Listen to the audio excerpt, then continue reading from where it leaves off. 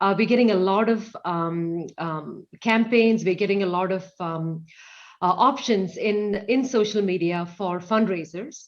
And one of the questions that we are getting asked quite a bit is, where do we fund? Who do we fund? How do we know that the money that we are funding is going to the right causes, to the right places, etc.? I've reached out to a lot of local communities because some of my friends and coworkers have been asking me how they can help because everyone is seeing this on TV. Yep. And they just wanted to know, how can I give it to a proper organization, like you said? And since they know me personally and they know that I'm involved with EKAM, and I've assured them that all of us are volunteers. So most of us are full-time workers that take out time because this is our passion. So there is almost zero admin cost. There is no cost to any of us.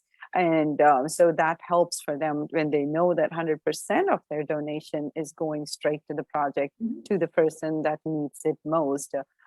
Gotcha. Do you work with any global organizations at all?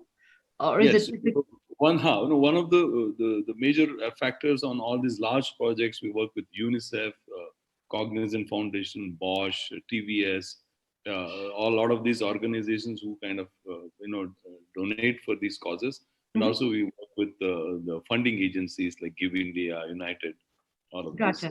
these. So what's the difference? So you mentioned Give India. So what's the difference between giving to like a Give India versus giving to EKAM? Yeah, so I mean, it gives us a lot of credibility too when EKAM USA says we work with EKAM Foundation, with the history that they've had and the recognition they've had with the work that was done. And when we show the work that has been done, so we know that, working with UNICEF comes to EKAM and says, let's partner and do this project, shows us that it's real work being done.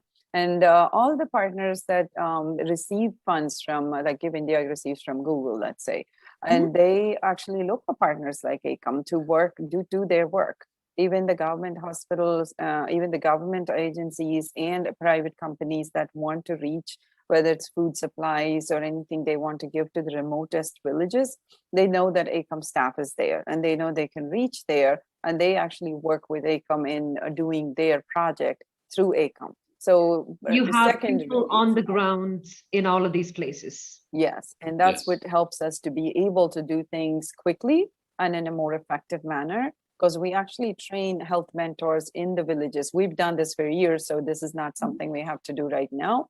So when we reach out to them, and we built digital platforms over the last year, luckily, when we had a little break in COVID, because our goal is to reach out to the high-risk pregnant mothers who may not be able to come to the clinic. But if we send a digital message and a YouTube video explaining how to take care of their health and to the baby's health, and provide them with these COVID protection kits and masks, that is having the maximum impact with the minimum money. That's like a cost-effective strategy. So our past experience is helping us in doing these initiatives, even in this COVID setting.